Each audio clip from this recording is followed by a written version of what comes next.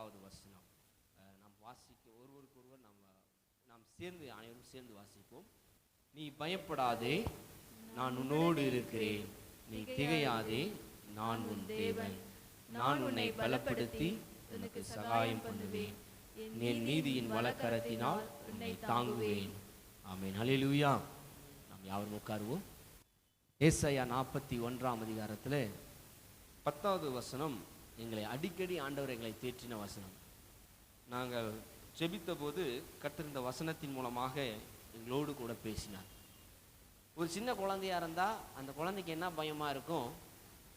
ஒரு ஸ்கூல் படிக்கிற சூழ்நிலையில் எக்ஸாம்னா பயமாக இருக்கும். ஒரு வாலிபனை குறித்து கேட்டிங்கன்னா காலேஜ்னா பயமாக இருக்குன்னு சொல்லுவான். அதே இன்னும் கொஞ்சம் ஒரு மேரிட் பர்சனாக இருந்தால் கல்யாணம்னா பயம்பாங்க நிறைய பேர். அப்புறம் ஏன்னா குடும்பத்தை பார்க்கணும். அடுத்து குழந்தை பிறந்துச்சுன்னா இன்னும் பயம். என்னடா என் குழந்தைய எப்படி பார்க்கணும், என்ன செய்வேன், எப்படி செய்வேன். அடுத்து பார்த்தீங்க அப்படின்னு சொன்னால் மேற்கொண்டு அடுத்த வாழ்க்கையை பார்த்தோம்னா அவங்களுடைய பிள்ளைகளை நல்வழிப்படுத்தணும். அவங்கள பிள்ளைகளை என்ன செய்யணும்? படிக்க வைக்கணும். வேலை வாய்ப்பு, அவங்களுடைய எதிர்காலங்கள், அவங்களுடைய பிள்ளைகளின் பிள்ளைகள் அப்படின்னு சொல்லி ஒரு பெரிய ஒரு போராட்டத்தில் நம்ம நிற்கிறோம். இந்த எல்லா பயத்தையும் கர்த்தர் என்ன செய்கிறார்னா நம்மை விட்டு மாற்றுகிறார். ஹல்லேலூயா. அவரை நம்பி இருக்கிறவங்களுக்கு இதை குறித்து பயமே இருக்காது. அவர் என்ன காரியத்தை செய்ய வேண்டுமோ அதை நேர்த்தியாய் செய்து முடிக்கிறவராக இருக்கிறார். ஆமென். இன்றைக்கு நான் ஆண்டவர் சமூகத்தில் ஜெபித்த போது ஆண்டவர் ஒரு காரியத்தை என்னோடு கூட வெளிப்படுத்தினார். அதை உங்களோடு பகிர்ந்து கொள்ள விரும்புகிறேன். லூக்கா எழுதின சுவிசேஷம் 18ஆம் அதிகாரம் 10வது வசனம் முதல் 13வது வசனம் வரை நம்ம இப்பொழுது வாசிக்க கேட்க இருக்கிறோம். லூக்கா எழுதின சுவிசேஷம் 18ஆம் அதிகாரம் 10வது வசனம் முதல் 13வது வசனம் வரை வாசிக்கலாம். 2 மனுஷர் ஜெபம் பண்ணும்படி தேவாலயத்துக்கு போனார்கள். ஒருவன் பரிசேயன், மற்றவன் ஆயக்காரன். பரிசேயன் நின்று, தேவனே, நான் பரிகாரர், அநியாயக்காரர், விபச்சாரக்காரர் ஆகிய மற்ற மனுஷரைப் போலவும் இந்த ஆயக்காரனைப் போலவும் இராததனால் உம்மை ஸ்தோத்தரிக்கிறேன். வாரத்தில் 2 தரம் உபவாசிக்கிறேன். என் சம்பாத்தியத்திலெல்லாம் தசமபாகம் செலுத்தி வருகிறேன் என்று தனக்குள்ளே ஜெபம் பண்ணினான். ஆயக்காரன் தூரத்திலே நின்று தன் கண்களையும் வானத்துக்கு ஏறெடுக்க துணியாமல் தன் மார்பிலே அடித்துக்கொண்டு, தேவனே, பாவியாகிய என் மேல் கிருபையாயிரும் என்றான். Okay, thank you. இப்பொழுது இங்கே வாசித்த இந்த வசனத்தில் பார்ப்போம் சொன்னால் 10வது வசனம் விதமாக சொல்கிறது, 2 மனுஷர் தேவாலயத்தில் ஜெபம் பண்ணும்படி போனார்கள். ஒருவன் பரிசேயன், மற்றவன் ஆயக்காரன். மற்றொருவன் ஆயக்காரன். இங்கே 2 பேரத்தை குறித்து நாம் இன்றைக்கு பார்க்க போகிறோம். ஒருவன் பரிசேயன், இன்னொருவன் ஆயக்காரன். இங்கே 2 பேர் ஜெபம் பண்ணுறாங்க. எப்படி ஜெபம் பண்ணுகிறார்கள் என்று சொல்லி நாம் இன்றைக்கு பார்க்க போகிறோம். ஒருவேளை நம்ம நிறையா ஜெபத்தில் நிறைய மாற்றங்கள் இருக்குது. நிறைய பேர் என்ன சொன்னால், ஆண்டவரே நான் இதை செஞ்சேன், ஆண்டவரே இதை செஞ்சேன். நிறைய பேர் என்ன சொன்னால், நம்ம என்ன நல்லது செஞ்சோமோ அதை மட்டும் தான் எடுத்துக்குவாங்க. நம்ம என்ன தீமையான காரியம் நம்மகிட்ட இருக்குதோ அதை விட்டுருவாங்க.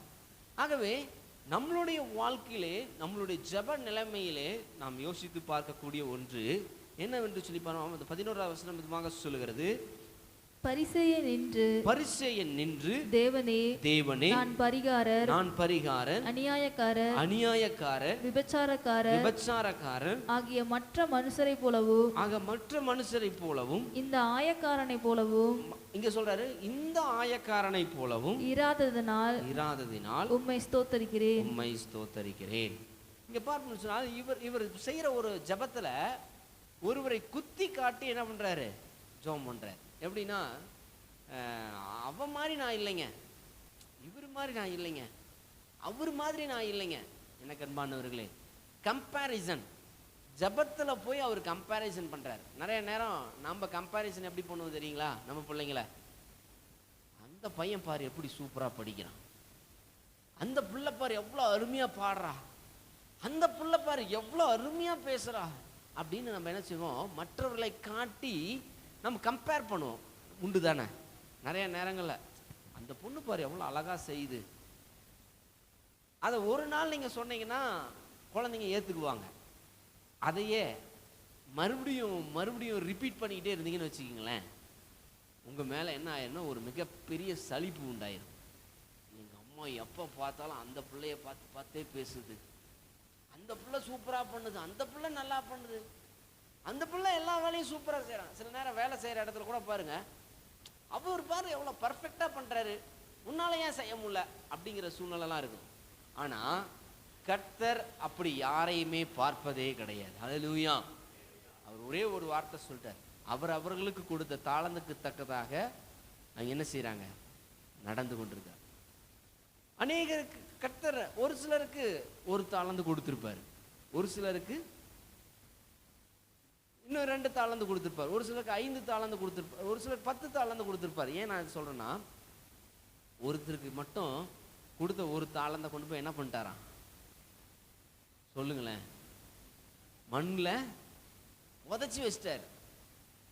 எல்லாம் கொடுத்தவங்க என்ன பண்ணா மல்டிப்ளை பண்ணாங்க, அதை பெருக்கினார்கள், அதை ஏதோ இன்வெஸ்ட் பண்ணாங்க, கிடைச்சதை என்ன பண்ணாங்க பயன்படுத்தினார்கள். ஆனா அவர் மட்டும் என்ன பண்ணாருன்னா கொண்டு போய் என்ன பண்ணிட்டாராம் சொல்லுங்க, உதச்சி வச்சார். அவருக்கும் லாபம் இல்லை, கொடுத்தவருக்கும் எந்த ஒரு பயனும் இல்லை. எனக்கு அன்பானவர்களே, சில நேரங்களில் நம்மளுடைய வாழ்க்கையிலே நாம் சில காரியங்களை புதைத்து வைத்து கொண்டிருக்கிறோம்.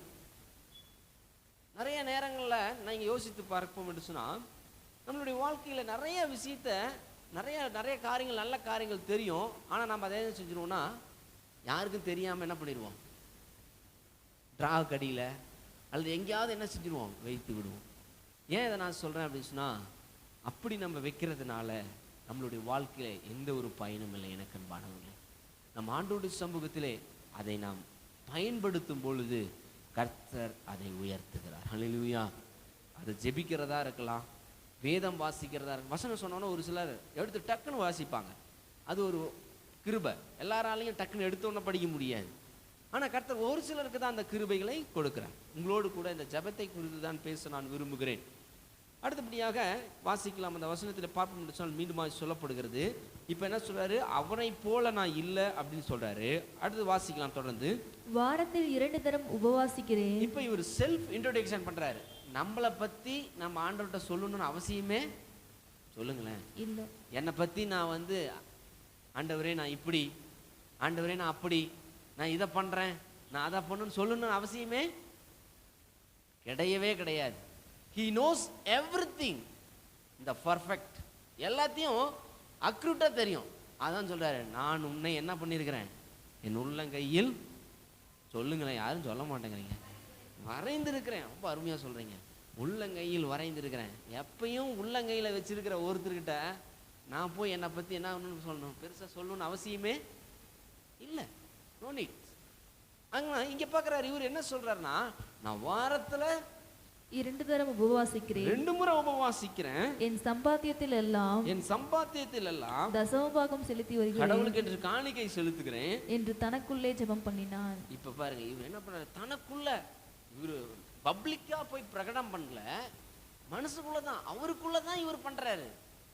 ஆனா இந்த ஜெபம் ஏற்றுக்கொள்ளப்பட்டதா என்று சொல்லி பார்ப்போம் என்று சொன்னால் ஏற்றுக்கொள்ளப்படவே இல்லை. ஏன் இதை சொல்கிறேன் சொன்னால், ஜெபங்கள் ஒரு சில நேரங்களில் ஏற்றுக்கொள்ளப்படாததற்கு காரணம் நம்மளுடைய வாழ்க்கை முறை.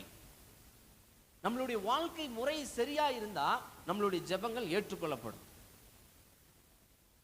ஒரு ஒரு ஸ்கூலுக்கு போகக்கூடிய நல்ல மாணவன் சொன்னா ஒரு டீச்சர் கேட்பார். டியூஷனுக்கு வர்ற குழந்தையாகட்டும், ஒரு ஸ்கூலுக்கு வர்ற குழந்தையாகட்டும், பர்ஃபெக்டா எல்லா நாளும் கலந்துக்கிட்டா அவங்களுக்கு எல்லா விதத்திலையும் உரிமை இருக்கிறது. அப்படிதானே? இல்ல ஒரு நாள் மட்டும் வந்துட்டு, சார் நீங்க அதை பண்ணுங்க சார், சார் நீங்க இதை பண்ணுங்க சார் அப்படின்னு சொன்னா டீச்சர் சொல்ல, நீ முதல்ல ஒழுங்கா வந்தியா, நீ முதல்ல சொல்லுங்களேன், நான் ஏதோ தப்பா சொல்லிட்டேன்னா, ஓகே கரெக்டாக தான் சொல்றேன்னு நினைக்கிறேன், ஓகே அப்ப நீ கரெக்டா இருந்தியா. இப்போ ஒரு ஸ்டடீஸ் நல்லா படிக்கிற ஒரு மாணவன் போய் முன்னாடி நின்று, டீச்சர் இது இப்படி டீச்சர் அப்படின்னு சொன்னா உடனே பரவாயில்ல கண்ணே, ஓகே அப்ரிஷியேட் பண்ணுவாங்க. இதோ ஒரு படிக்காத மாணவன் போய் நின்றுட்டு, டீச்சர் டீச்சர் அப்படின்னா எப்படி போதும், கடைசி பெஞ்சில் போய் ஓரமாக உட்காரையா. தன்னை குறித்து ஆண்டவரிடத்தில் தனக்குள்ளே ஆலயத்தில் சொல்லி கொண்டான். இன்னைக்கு இங்க வந்திருக்கிற நம்ம இடத்துல நிறைய நல்ல காரியங்கள் உண்டு. எனக்கு அன்பானவர்களே, நம்ம இடத்தில் இருக்கிற தீமையானவைகளை நம்மை விட்டு அகற்றும்படியாய் நாம் ஜெபிக்க வேண்டும். அந்த நிறைய ஜெபம் இருக்கு, உங்களோடு கூட நிறைய காரியத்தை சொல்ல வேண்டும் என்று சொல்லி பிரயாசப்படுகிறேன். இரண்டாவது ஒரு ஜெபத்தை குறித்து உங்களோடு சொல்லுகிறேன். பிறகு நாம் இங்கே 3 காரியங்களை பார்க்கலாம். ஆயக்காரன் தூரத்திலே நின்று தன் கண்களையும் வானத்துக்கு ஏறெடுக்க துணியாமல் தன் மார்பிலை அடித்துக்கொண்டு தேவனே பாவியாகிய என் மேல் கிருபையாயிரும் என்றான். இருக்கிற என் மீது கிருபையாயிரும் என்றான். எனக்கு அன்பானவர்களே, இங்க இந்த மனுஷன் எப்படியா ஜெபிக்கிறான்னு சொன்னா, தூரத்துல நிக்கிறான். எல்லாருக்கும் தெரியும் கெட்ட குமாரன் ஸ்டோரி. அந்த கெட்ட குமாரன் தூரத்துல வரும்போதே அவங்க அப்பா என்ன செஞ்சாராம், தான் மகன் வருகிறான் என்று சொல்லி அப்படியே ஓடி போய் அவனை கட்டி அணைத்து அவனை முத்தமிட்டு சேர்த்து கொள்கிறார். ஒருவேளை அவர் நினைக்கலாம், தான் பையன் தப்பு பண்ணிட்டான், நம்மளுடைய ஆஸ்திகள் அனைத்தையும் செலவு செஞ்சுட்டான். ஆனா அவனை ஏற்றுக்கொண்டதற்கு காரணம் என்னவென்று சொன்னால் அந்த அன்பு. இயேசு கிறிஸ்துவும் அந்த அன்போடு கூட இருக்கிறார். ஆகவேதான் இங்கே பார்ப்போம், அவன் தூரத்தில் நின்று தன் கண்களை ஏறெடுக்க துணியாமல். சில நேரம் நம்ம துணிகரமா சில காரியம் செய்யறோம், பொய் சொல்லுவோம், கெட்ட வார்த்தை பேசுவோம், அப்புறம் எக்ஸட்ரா எக்ஸட்ரா. நான் நிறைய சொல்ல விரும்பல. எப்படி செய்வேனா, இது தவறுன்னு நன்றாகவே அறிந்தும் சொல்லுங்களேன், ஆனாலும் செய்வோம். ஆனாலும் நான் என்னையும் சேர்த்திக்கிறேங்க, நோ ஒன் இஸ் பர்ஃபெக்ட். ஒரே ஒருத்தர் பர்ஃபெக்ட்னா ஆண்டவராக இயேசு கிறிஸ்து ஒருவரே. யாருமே பர்ஃபெக்ட் பேசுகிற ஊழியக்காரர் ஒரு பரிசுத்தவான் நோ. Every one can. என்கிட்ட கூட சில தவறுகள் இருக்கலாம், அது உங்களுக்கு தெரியலாம், தெரியாம கூட நான் வச்சுக்கலாம், தெரியாம கூட மெயின்டெனன் பண்ணிக்கலாம். ஆனா எனக்கு அன்பானவர்களே, அவருடைய பார்வையில் ஒரு நாளும் மறைக்கவே முடியாது. ஆமென். ஆகவே இங்கே வார்த்தை சொல்லுகிறது, அவன் தூரத்தில் நின்று கண்களை ஏறெடுக்க துணியாமல், நான் ஒரு பாவியாகிய மனுஷன் என் மேல் கிருபையாயிரும் என்றான். பாவியாகிய மனுஷன். நாம சொல்ல முடியுங்களா, சார் நான் தப்பு பண்ணிட்டேன் சார், டக்குன்னு நம்மளால முடியாது. அது ஸ்கூல்ல நாயா இருக்கலாம், இல்ல வேலை செய்யற இடமா இருக்கலாம். டக்குன்னு நம்ம என்னையும் சேர்த்தியே சொல்றேன், இல்லைங்க நான் தப்பு பண்ணிட்டேங்க அப்படின்னு நம்மளால டக்குன்னு அந்த சடனா வரவே வராது. ஏன்னா நமக்குள்ள எங்க இருக்குன்னா ஒரு சின்ன ஈகோ எங்கேயாவது ஒரு பக்கம் இருக்கும். மனைவி கிட்டேயே கூட சாரின்னு கேட்கறதுக்கு முடியாதவங்க எத்தனையோ பேர் இருக்கிறாங்க. சாரிம்மா. அல்லது தான் பிள்ளைகள் போய் அப்பா அடிச்சிட்டாரு, நம்ம தப்பு பண்ணிட்டோம் அதனால தான் அடிச்சிட்டாங்க, சரிப்பா இனிமேல் நான் பண்ண மாட்டேன்ப்பா அப்படின்னு போய் அவங்க வாயில வரவே வராதுங்க. அப்படியே அடிச்சிட்டல்ல சோறு சாப்பிட மாட்டேன், அப்புறம் என் அம்மா எடுத்துட்டு போய் சாப்பிடு அப்படின்னு இடிப்பாங்க. எனக்கும் வாழ்க்கையில் நடந்திருக்கிறது. அப்ப நம்மளுடைய வாழ்க்கையில சில ஈகோவினால என்ன செய்கிறதுனா நிறைய காரியங்களை நாம் இழந்து போகிறோம். ஆனா இங்க பாருங்க, இந்த மனுஷன் இவர் பெரிய செல்வந்தன் இல்ல, பெரிய பணக்காரன் இல்ல, வசதி வாய்ப்புகள் உடையவன் அல்ல. ஆனா ஆண்டவர் சமூகத்திலே தன்னை தாழ்த்துகிறான். ஆண்டவர் சமூகத்தில் நான் ஒரு பாவியான மனுஷன் என்று சொல்லுகிறார். வாசிப்போம் மீண்டுமாய். அவன் அல்ல, இவனே நீதிமானாக்கப்பட்டவனாய் தன் வீட்டுக்கு திரும்பி போனான் என்று உங்களுக்கு சொல்லுகிறேன். ஏனெனில் தன்னை உயர்த்துகிறவன் எவனும் தாழ்த்தப்படுவான், தன்னை தாழ்த்துகிறவன் உயர்த்தப்படுவான் என்றார். ஆமென். இந்த நாளிலே ஆண்டவர் சொல்லுகிற வார்த்தை, இந்த புதிய ஆண்டிலே ஒருவேளை கர்த்தர் எந்த இடத்துல உங்களை வச்சிருக்கிறாரோ அந்த இடத்துல உங்களை நீங்கள் மேன்மை பாராட்டாதீர்கள். கர்த்தரை மேன்மை பாராட்டுவீர்கள் என்று சொன்னால் கர்த்தர் உங்களை அபரிவிதமாய் ஆசீர்வதிக்கிறவராய் இருக்கிறார். ஆமென். ஒருவேளை நம்மளை நாம் மேன்மை பாராட்டிக்கிட்டோம் அப்படின்னு சொன்னா ஒண்ணுமே பண்ணவே முடியாது. He cannot do nothing. நம்மளால எதுவுமே செய்ய முடியாது. ஆனா நம்மளை மேக் ஹம்பிள் அவர் செல்ஃப், நம்மை நாமே நம் ஆண்டோட சமூகத்தில் கீழ்ப்படிந்தவர்களாய் அவருக்கு கட்டுப்பட்டு இருக்கிறவர்களாய் நாம் இருப்போம் என்று சொன்னால் கர்த்தர் நம்மை மென்மேலும் உயர்த்துகிறவராய் இருக்கிறார். ஆமென். இந்த நாளை வந்திருக்கிற உங்கள் ஒவ்வொருவரையும் கர்த்தர் ஆசீர்வதிக்கிறார். ஒரு சில ஜெபத்தை மட்டும் நான் சொல்லி கடந்து போக விரும்புகிறேன். ரோமர் 12:12 விதமாக சொல்கிறது, ஜெபத்திலே உறுதியாய் தரித்திருங்கள். எனக்கு அன்பானவர்களே, ஒருவேளை நம்மளுடைய ஒரு சிலர் என்ன செய்வாங்கன்னா, ஜெபம் பண்ணுவாங்க, அந்த காரியம் நடக்கலைன்னா அதை மறுபடியும் ஜெபம் பண்ணவே மாட்டாங்க, அதை அப்படியே விட்டுருவாங்க. ஆகவே இங்க என்ன சொல்லப்பட்டிருக்குன்னா, நீங்கள் ஜெபத்திலே உறுதியாய் தருதுங்க. இப்ப நான் 2 ஜெபத்தை பத்தி சொல்லிட்டேன். முதல் ஜெபம் சொன்னேன், அந்த ஜெபம் ஏற்றுக்கொள்ளப்படவில்லை. இரண்டாவது ஜெபம் சொன்னேன், அவன் நீதிமானாய் ஆக்கப்பட்டவனாய் அவன் திரும்பினான் என்று சொல்லி பார்த்தோம். இப்ப ஒரு சில ஜெபத்தை குறித்து உங்களோடு கூட நான் சொல்ல விரும்புகிறேன். ரோமர் 12:12 எடுத்தவர்கள் வாசிக்கலாம். வேற யாராவது எடுப்பீங்கன்னு சொன்னா எடுத்தவர்கள் டக்குன்னு நீங்க வாசிங்க. ரோமர் 12:12 ஒரு 3 வசனங்களை மட்டும் வாசித்து நான் முடிக்க விரும்புகிறேன். நம்பிக்கையிலே சந்தோஷமாயிருங்கள், ஜெபத்திலே உறுதியாய் தரித்திருங்கள். நம்பிக்கையில் எப்படி இருக்கணுங்க? சந்தோஷமாயிருங்கள். சந்தோஷமாயிருங்க. எல்லாருக்குமே ஒரு நம்பிக்கை இருக்கும். என்ன நம்பிக்கைனா, என்னுடைய நண்பர், ஒருவேளை என்னுடைய மனைவி, என்னுடைய கணவர், என்னுடைய பிள்ளைகள் அப்படிங்கிற ஒரு நம்பிக்கை இருக்கும் தானே. பெத்தவங்க என்ன சொல்லுவாங்கன்னா, உன் மேல நான் மலை போல என்ன பண்ணிருக்கேன், நம்பிக்கை வச்சேன். பிரயாசங்கள் மிகுதி. ஒவ்வொருவருக்கும் ஒரு திறமை உண்டு. அவர்களுடைய திறமையை பார்த்து கர்த்தர் நடத்துகிறார். ஆமென். ஏன் நான் சொல்லிருந்துச்சுன்னா, அற்பமும் குப்பையும் ஆனவர்களை கர்த்தர் தெரிந்து கொள்கிறார். ஒருவேளை நல்ல நல்ல பாட தெரிஞ்சவங்களை கர்த்தர் பெருசா பயன்படுத்த மாட்டாருங்க. அவரு யாரெல்லாம் வாஞ்சையோடு இருக்கிறாங்களோ அவங்கள பயன்படுத்துவார். ஒருவேளை நல்லா பேச தெரிஞ்சவங்களுக்கு கர்த்தர் பொறுப்புகளை கொடுக்க மாட்டாரு. ஒருவேளை அவங்களுக்கு கொஞ்சமா தான் தெரியும், ஆனா கடவுள் அவங்களுக்கு ஒரு பெரிய பொறுப்பை கொடுத்து வச்சிருப்பாரு. அது வேலை செய்யற இடமா இருக்கலாம், வீடா இருக்கலாம், குடும்பமா இருக்கலாம், எங்க வேணாலும் இருக்கலாம். ஒருவேளை வீட்டில் கூட ஒரு கேஷியர் பொறுப்பு பெரிய பொறுப்புங்க. நிறைய நேரங்களில் கேஷியர் தான் மிகப்பெரிய பொறுப்பு. ஏன் நான் சொல்கிறேன்னா, ஒரு குடும்பத்தை சரியாய் நன்றாய் நடத்தலான்னு வச்சுக்கங்களேன், பொருளாதாரத்துலேயும் சரி, சில நலிவு சுழிவுகளும் சரி, குடும்பத்தை நன்றாக நடத்தணும். அப்படி நடத்தலைன்னா அவங்களோட வாழ்க்கையில் they may not be success. அவங்க வாழ்க்கையில் சக்ஸஸ் பண்ணவே முடியாது. ஒருவேளை நீங்கள் எல்லாம் குழந்தைங்க இருக்கீங்க, என்ன ஃபஸ்ட்டு குடும்பத்தை பற்றி சொல்லிட்டீங்க அப்படின்னு நினைக்காதீங்க. ஒரு சில விஷயங்களை சொல்ல வேண்டும் என்று சொல்லுகிறேன். அடுத்தபடியாக ஒரு காரியத்தை சொல்ல, லூக்கா 10:2 வசனத்தை நாம் வாசிப்போம். அப்பொழுது அவர் அவர்களை நோக்கி அறுப்பு மிகுதி, வேலையாட்களோ கொஞ்சம், ஆகையால் அறுப்புக்கு எஜமான் தமது அறுப்புக்கு வேலையாட்களை அனுப்பும்படி அவரை வேண்டிக் கொள்ளுங்கள்.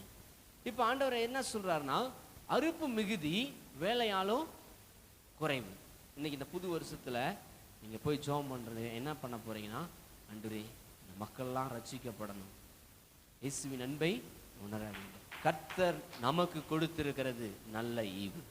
ஆகவே நாம் அவர்களுக்காக கூட நாம் ஜெபிக்க. ஒருவேளை உங்களுக்கு டைம் கிடைக்கிற நேரத்துல, ஆண்டவரே எத்தனையோ அழிந்து போகிற மக்களை ஒரு நிலைப்படுத்துங்கப்பா.